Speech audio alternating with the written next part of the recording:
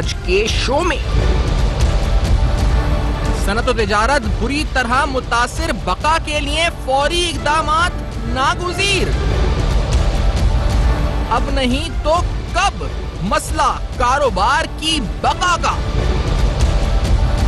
भारी शरह सूद ने सनत व कारोबार की कमर तोड़ दी। हुकूमती पैकेज नाकाफी, मौसर इक़दामात का मुतालबा।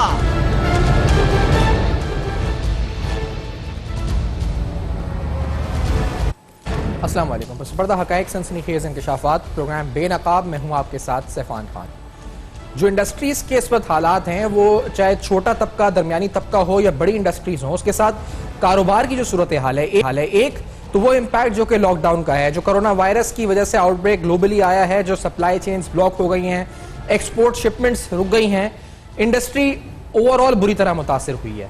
दूसरा वो इकदाम जो कि हमारी फिस्कल और मॉनेटरी साइड पर जो हमारी सेंट्रल बैंक की पॉलिसीज रही, जो हमारी हुकूमत की पॉलिसीज रही, डिस्पाइट दैट कि क्या वजह है कि एक रिलीफ पैकेज हुकूमत की तरफ से अनाउंस हुआ लेकिन उसको इस तरह से वेलकम भी नहीं हुआ। यकीनी तौर पर कहा जा रहा है कि इफेक्टिव जो कहा जाए कि मौसर इकदाम हों जिससे सनत व तिजारत को वाकई में तक़वियत मिले, वो हमें अभी तक शायद आते हुए नजर नहीं आए। कुछ रिफंड्स, क्लेम्स और दीगर मामला तो हैं, लेकिन ओवरऑल बिलखुसूस भारी शरह सूद को लेकर अभी भी तहफ़्फ़ुज़ात और यकीनी तौर पर सनत व तिजारत की बका के लिए एक अहम जरूरत जिसको करार दिया जा रहा है। बिजली के बिल हों इस माह, यानी जो लिक्विडिटी कंस्ट्रेंट्स या कि कैश फ्लो जो ब्लॉक हो चुका है इस वक्त सनत व तिजारत का, ओवरऑल छोटा कारोबार हो, बड़ा कारोबार हो, तो आखिर इसको निकालने के लिए, इस लिक्विडिटी कंस्ट्रेंट से निकालने के लिए कि वो अपनी तनख्वाहें, अपनी बिजली के बिल, अपने गैस के बिल अदा कर सकें।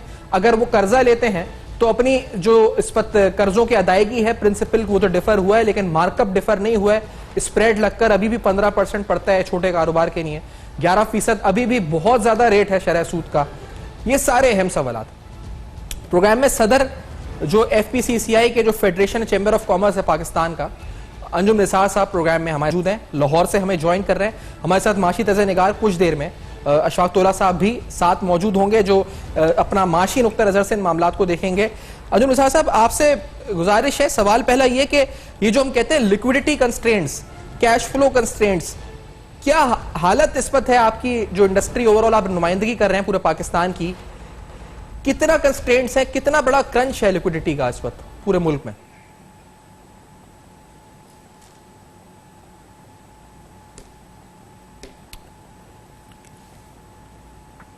अंजुम निसार साहब तक मेरी आवाज आ रही है? नहीं, अंजुम निसार साहब तक हमारी लाइन शायद ड्रॉप हुई है। अंजुम निसार साहब से हम इस गुफ्तगू जितनी देर में राब्ता बहाल होता है, आपके सामने कुछ प्रोजेक्शंस हम रखते हैं, यानी जो GDP ग्रोथ या फिर पाकिस्तान की जो प्रोजेक्टेड GDP ग्रोथ है उसके बारे में बताया जा रहा है कि शायद इस साल वो ग्रोथ कुछ परसेंट यानी 1.25%, 1.5% तक हो।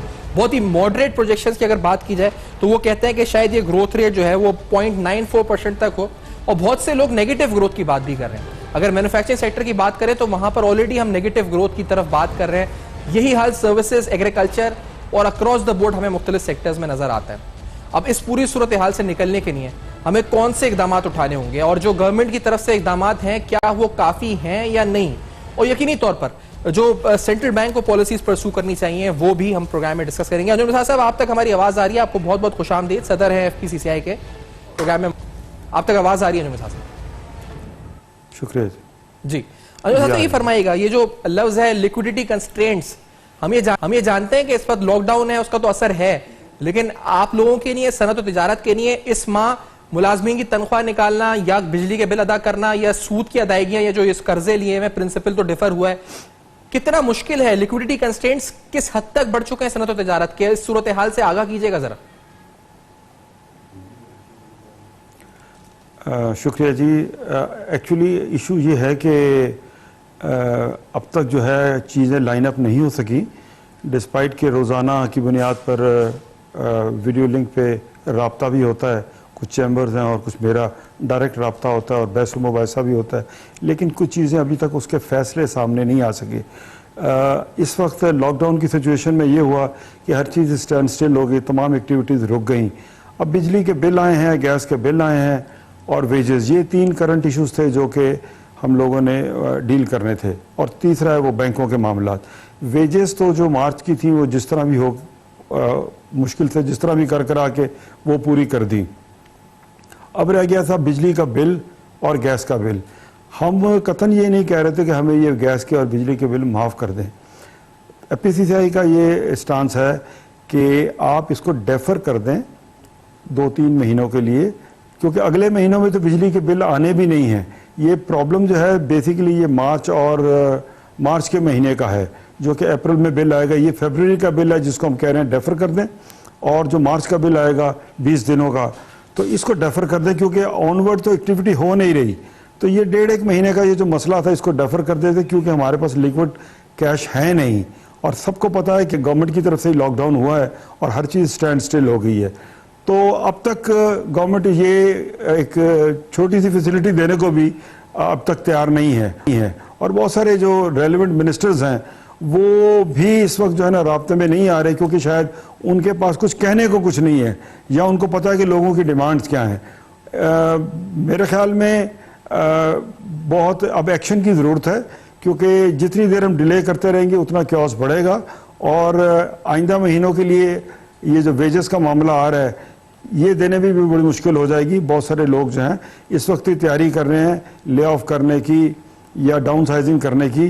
तो हालात मैं समझता हूँ कि अच्छी तरफ नहीं जा रहे, और हमें ये जो भी क्राइसिस है, जो भी सिचुएशन है, इसको बोल्डली और बड़ा फ्रंट फुट पे आके खेलना पड़ेगा। दुनिया में बहुत सारे ममालिक ने अपनी सनत को, अपनी तिजारत को, अपनी इंपोर्ट को, एक्सपोर्ट को ज़िंदा रखने के लिए उन्होंने कहा कि जी हम आपकी कैश फ्लो कम नहीं होने देंगे, और अपनी इकोनॉमी को स्टिमुलेट करने के लिए ज़िंदा रखेंगे इसको, ताकि पोस्ट कोरोना पीरियड जब आए तो उस वक्त हमारी जो इंडस्ट्री है वो क्राइसिस में ना हो, बल्कि इमीडिएटली वो रन कर सके। अच्छा अंजुम साहब, ये बताइए कि आपने जिस तरह का फाइनेंसिंग कॉस्ट भी इस पे बताया, रोशनी डाले, 11% पे शरह सूद इन्होंने रखा हुआ है अभी भी। आलमी दुनिया में अगर आप देखें तो वहां 0%, नियर टू 0% हो चुका है। सेंट्रल बैंक कम नहीं कर रहा, 2.25%, वो भी पहले हफ्ते नहीं किया, फिर अगले हफ्ते किया। ये बात नहीं पहुंच पा रही, आप लोग इस पर उठा रहे हैं आवाज। कितना बड़ा इस वक्त एक बोझ बन गया है मार्कअप पेमेंट्स देना। इन्होंने प्रिंसिपल डिफर भी किया है, मार्कअप तो डिफर नहीं हुआ। कितना बड़ा बोझ है ये मैं समझता हूँ कि ये जब मार्कअप आपका 13.25% था, उस वक्त कुछ लेन देन हो रही थी, कुछ एक्टिविटी मौजूद थी, लेकिन उस वक्त भी ये गिरा गुजर रहा था, इसलिए क्योंकि दुनिया में इतना मार्कअप कहीं नहीं था जितना पाकिस्तान में था। और अब ये जो 11% जो इस वक्त जो आपका मार्कअप है, ये बेसिकली लॉकडाउन सिचुएशन में है, ये पूरी की पूरी लाइबिलिटी है, और साथ इसके ये हो रहा है कि आपकी इन्वेंट्रीज बढ़ती जा रही हैं, आपकी सेल्स नहीं है। तो ये एक बांग्लादेश भी एक मॉडल लेके आया है, उसमें उन्होंने भी कहा कि हम अपनी जो वेजेस हैं वो 3 महीने की अप्रैल, मई और जून की जो है गवर्नमेंट डायरेक्टली पे करेगी लेबर्स को, और 24 महीनों के बाद हम रिकवर करेंगे एंटरप्रेन्योर से या अपने एम्प्लॉयर से। और उसके अलावा उन्होंने मार्कअप में भी ये कहा कि मार्कअप आधा गवर्नमेंट बेयर करेगी और आधा जो है एंटरप्रेन्योर बेयर करेगा। एक तो वहाँ मार्कअप है कम, और फिर उसमें से भी अगर आधा गवर्नमेंट ने बेयर करना है और आधा एम्प्लॉयर ने बेयर करना है, तो मैं समझता हूँ कि ये एक बहुत बड़ी सहूलत है। ये क्राइसिस की सिचुएशन है, और ये एक एबनॉर्मल सिचुएशन है। मेरी लाइफ टाइम में ऐसे हालात कभी नहीं आया, और आपने भी कभी ऐसी हालात कभी नहीं देखे होंगे। लेकिन इस वक्त ज़रूरत है गवर्नमेंट जो है ज़रा बोल्डली सामने आए, जिस तरह तमाम दुनिया में तमाम ममालिक में यही हुआ है कि वो सामने आए हैं, उन्होंने मार्कअप जो है ख़त्म किए हैं अपनी इकॉनमी को स्टिमुलेट करने के लिए।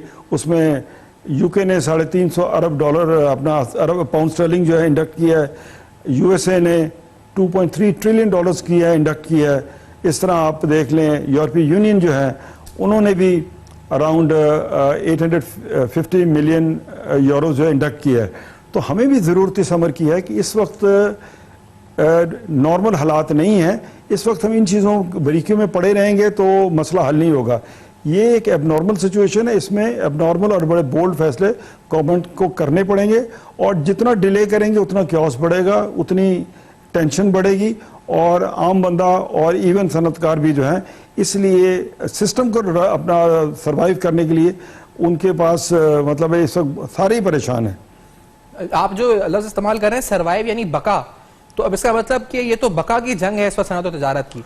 जी जी बका की बात ही, जी बका की बात है जी, इस तरह ही है जी। अभी ये ग्रोथ और रिवाइवल बका वाली बात ये, क्योंकि देखिए सर्वाइवल, लेकिन ये एक चीज सवाल ये कि ये सर्वाइवल की बात है। अगर इमरान खान साहब को या उनकी जो टीम है तहरीक इंसाफ की हुकूमत को पता है कि एक बार एक सनत बंद हो जाए तो उसको या सनत या कारोबार या तिजारत कोई भी शोबे से जिसकी आप नुमाइंदगी कर रहे हैं पूरे मुल्क में, ये बंद हो जाती है तो ये कोई बिजली का बटन नहीं है कि बटन से ऑन कर दें तो बटन से ऑफ हो जाती है। ये जो बंद हुई है लॉकडाउन में और जो अब ये जो कर रहे हैं फैसले, और अगर ये नहीं करते फौरी इक़दाम बंद होती है तो ये वापस खुलने में कितना मुश्किल होता है, इसको कितना इररिपेरेबल लॉस है ये आपके नजदीक, इस पर रोशनी डालिएगा। देखिए जी ये डेफिनेटली एक नुकसान है, बहुत बड़ा नुकसान है। इंडस्ट्री फौरन चलाई या फौरन बंद नहीं की जा सकती, और उसको चलाने में भी फिर सारी चीज़ों को इकट्ठा करने, सारी चीज़ें मैन पावर को इकट्ठा करने में और सारी चीज़ों को रिवाइव करने में फिर टाइम लगता है, इसमें तो कोई शक नहीं है। लेकिन ये एक एबनॉर्मल सिचुएशन है, इसमें सारी दुनिया ने जिन्होंने लॉकडाउन नहीं किया उन ममालिक में आप देखें डेथ, नंबर ऑफ डेथ्स कितनी है, कोरोना वायरस कितना फैला है और वहाँ आज कितनी खौफनाक सिचुएशन है। हम तो एक अंडर डेवलप कंट्री है या डेवलपिंग नेशन में हमारा शुमार होता है। जो एडवांस मुल्क है और उनके पास दुनिया जहाँ की तमाम बेहतरीन फैसिलिटीज़ मौजूद हैं, आप वहाँ भी देख लें कैजुअल्टीज़ कितनी हो रही हैं। कल यूएसए में जो कैजुअल्टीज़ हुई हैं वो 1900 से प्लस हुई हैं। इस तरह आप यूके में देख लें और स्पेन, इटली, फ्रांस, ये जो ममालिक है ये एडवांस ममालिक है, इनके पास तमाम तर बेहतरीन मेडिकल फैसिलिटीज़ मौजूद हैं, लेकिन उसके बावजूद आप देखें कि यहाँ कितनी कैजुअल्टीज़ हो रही हैं। और वो मेरे ख्याल में हमें भी, बहरहाल सिचुएशन तो एक बड़ी नाजुक है, इस पर तो कोई शक नहीं है। ज़रूरत इस अमर की है कि अब एक तरफ लॉकडाउन की सिचुएशन में बहुत सारा जो डेली वेजेस हैं वो भी परेशान हैं। आज से गो के गवर्नमेंट ये कह रही है कि 12,000 रुपये जो हैं हम डायरेक्टली लोगों तक पहुंचा रहे हैं, अल्लाह करे ये पहुंचे और लोगों को कुछ रिलीफ मिले। बहरहाल ये कोरोना की सिचुएशन एक एबनॉर्मल सिचुएशन है और इसमें तमाम तर हम दोष जो है वो गवर्नमेंट को भी नहीं दे सकते, क्योंकि ये एक उनके कहने की वजह से तो ये कोरोना पाकिस्तान में नहीं आया। Exactly. अब एक सिचुएशन, एक पूरा पेंडेमिक है, पूरी दुनिया में है, तो इसको फेस तो करना होगा, ये एक चैलेंज है। और इस चैलेंज को हम किस तरह एज ए नेशन फेस करते हैं, ये ही इसमें कितनी अपनी एक्सपर्टीज और कितनी सीरियसनेस शो करते हैं और कितना इसको बोल्डली फेस करते हैं, मैं समझता हूँ इसका यही एक तरीकेकार है। और तो कोई रॉकेट साइंस इसके अंदर है नहीं, एक ब्रेक के बाद आइसोलेशन है, क्लीननेस है। जी जी, मैं इस पे आके बात करेंगे जो माशी इसका इम्पैक्ट है सनअत और तिजारत पर। और यकीनी तो आपने भी फरमाया कि मौजूदा सूरत हाल बका की है, सर्वाइवल की है, और ये बहुत बड़ी बात है क्योंकि आप जब कह रहे हैं सर्वाइवल के लिए बड़ी जरूरी इकदाम, तो राब्तों का फुकदान है, इसका जिक्र भी आपने किया है कि इस वक्त मिनिस्टर्स वगैरह जो है इस वक्त फोन नहीं सुन रहे। इस ब्रेक के बाद आएंगे अहम सवालात मजीद, हमारे साथ रहेगा बेनकाब।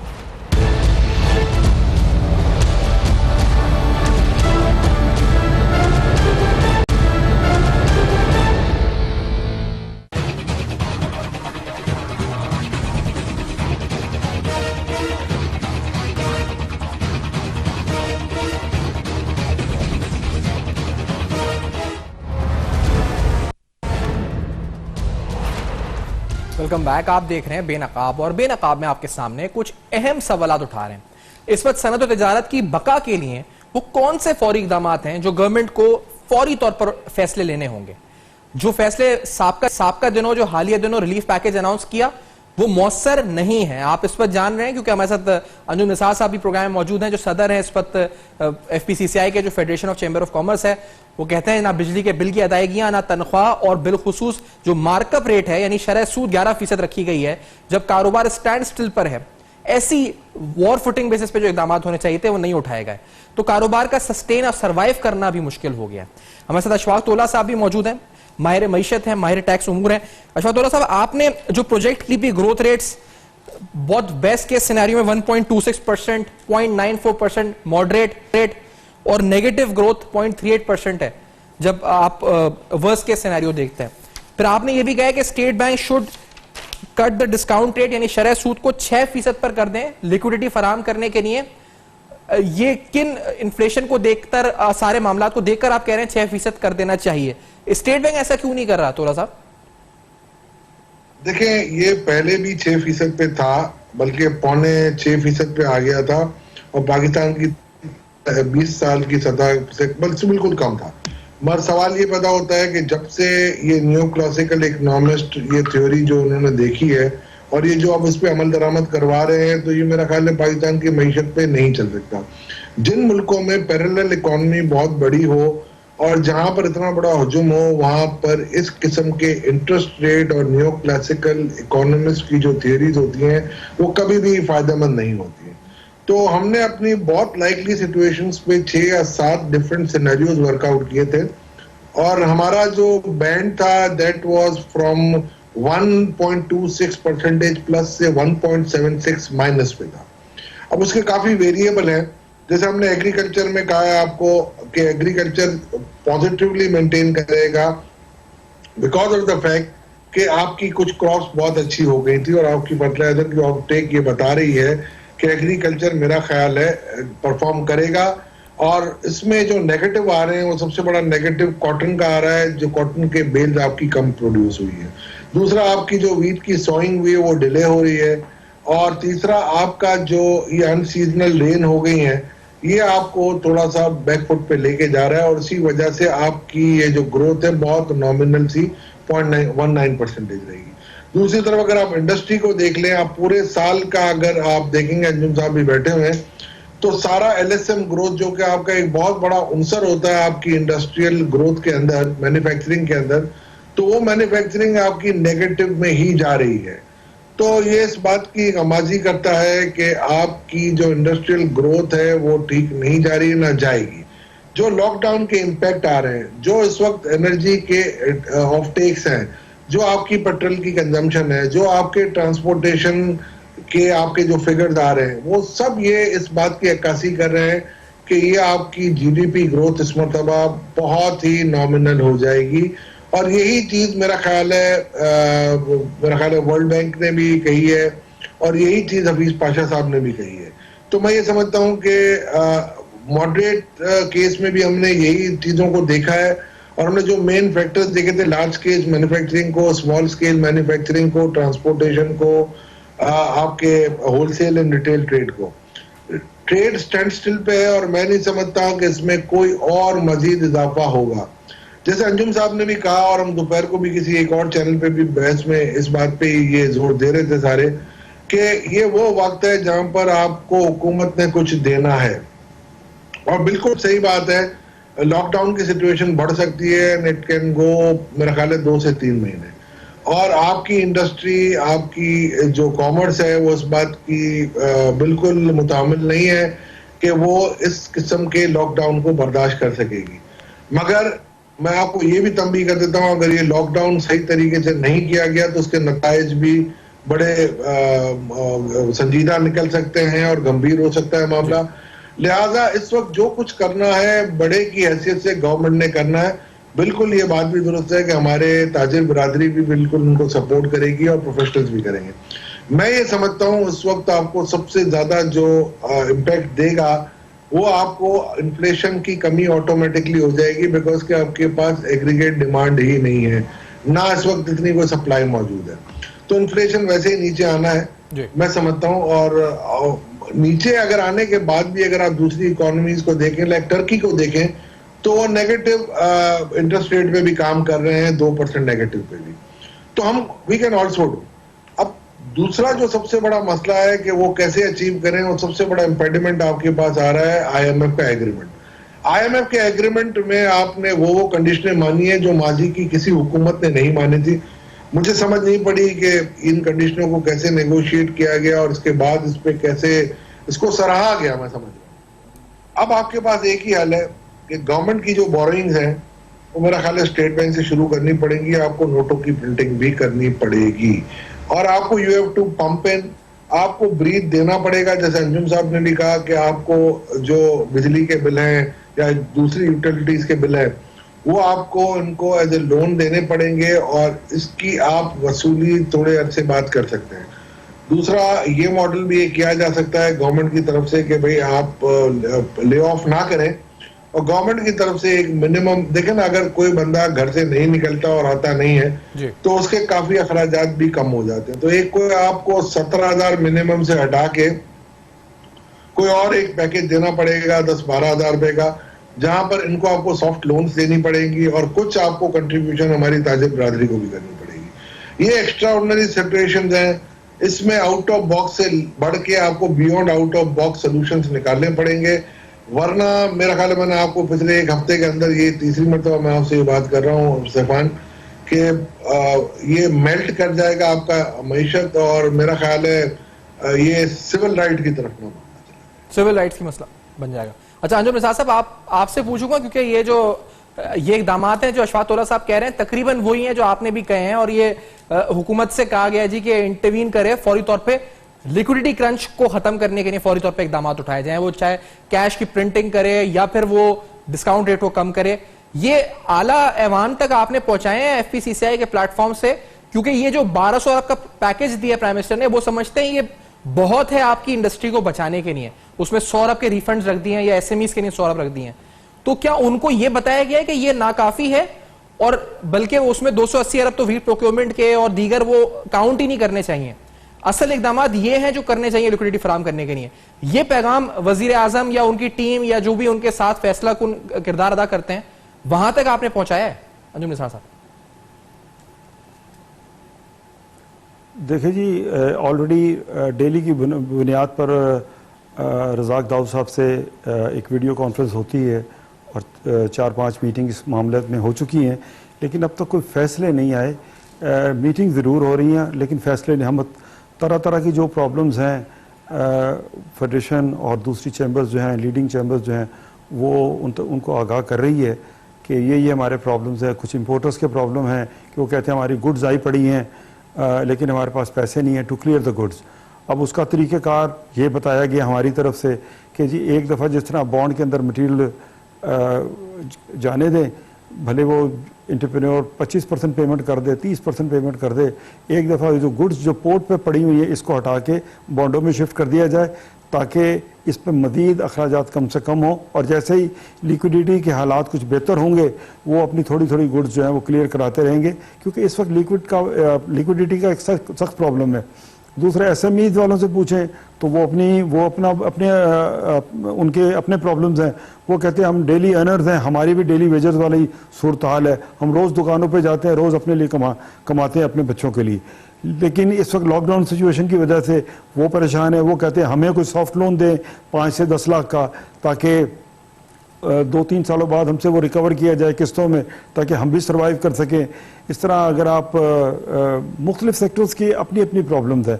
इंडस्ट्री की प्रॉब्लम्स सबसे ज़्यादा हैं, वो इसलिए क्योंकि वो एक बहुत बड़ा बैगेज लेकर चल रहे होते हैं, कहीं इंपोर्ट कर रहे हैं, कहीं आप गुड्स बेच रहे हैं, क्रेडिट पे बेच रहे हैं, कहीं आपकी जो साथ डेली के अखराजात आपके सामने खड़े हैं, वेजेस हैं, बिजली के बिल हैं, गैस के बिल हैं, मार्कअप जो आपने बैंकों को पे करना है, वो सारे मामलात हैं। तो वो इश्यूज तो बहुत सारे हैं। टू बिगिन विद वो हमने तो एक बड़ी छोटी सी एक बात की थी। अब डैमरेज का मामला था, आज डैमरेज का मामला क्लियर हुआ है आफ्टर यूँ समझ लें कि जब से ये लॉकडाउन ख़त्म हुआ है, दूसरे तीसरे दिन ही हमने ये इशू रेज़ किया था। आज उन्होंने 5 दिन जो है जो ओरिजिनल होते हैं डैमरेज और डिटेंशन चार्जेस के जो पोर्ट पे होते हैं, प्लस उसके साथ हमने 15 दिन के लिए कहा था, उन्होंने अभी 10 दिन किए हैं। तो फैसला आज किया। इतने डिले से फैसले करेंगे जब आप, तो उस चीज़ का जो फ़ायदा भी नहीं होगा। एक होता ना किसी चीज़ का फ़ायदा बर वक्त फैसले करने से उसका इमीडिएट उसका फ़ायदा होगा। तो ज़रूरत इस उम्र की है कि इम्पोर्टर्स के अपने प्रॉब्लम है, इन सारों को का कोई हल निकाला जाए आउट ऑफ द बॉक्स। सिर्फ अपनी थ्योरी पे ना जाए, अपने फार्मूले पे ना जाए। इस वक्त एक अनयूजुअल हालात है, उन हालात को मद्देनज़र रखते हुए आज ये ज़रूरी है कि हम जो है अपने जो मामलात जो हैं वो जो इकॉनमी के जो इश्यूज़ हैं उनको एड्रेस करें और फ्रंट फुट पर आके करें, क्योंकि बहुत सारे इश्यूज़ हैं जो हम भी शायद कन्वे नहीं कर पाते। उसकी रीज़न ये होती है कि डेली बेसिस पे नई नई बातें सामने आ रही होती हैं, हर सेक्टर की अपनी डिफरेंट प्रॉब्लम्स हैं। तो ज़रूरत इस उम्र की है कि सामने आएँ, फेस करें और कोई अच्छा हल निकालें और बोल्डली सामने आकर तमाम इश्यूज को हैंडल करें। एग्जैक्टली, एक ब्रेक की तरफ बढ़ते हैं। जो मिजाज साहब अशफाक तोला साहब प्रोग्राम में साथ मौजूद हैं, आप सनत और तिजारत की राय भी सुने और माशी तज्ज़े-निगार क्या कह रहे हैं वो भी सुन रहे हैं। तो ये बुकिश अप्रोच से निकलने की जरूरत है। इस ब्रेक के बाद आएंगे कुछ और अहम सवालात जो सस्टेनेबिलिटी और सर्वाइवल यानी बका के लिए जरूरी हैं इस वक्त सनत और तिजारत के, हम उठाएंगे। हमारे साथ रहेगा इस ब्रेक के बाद।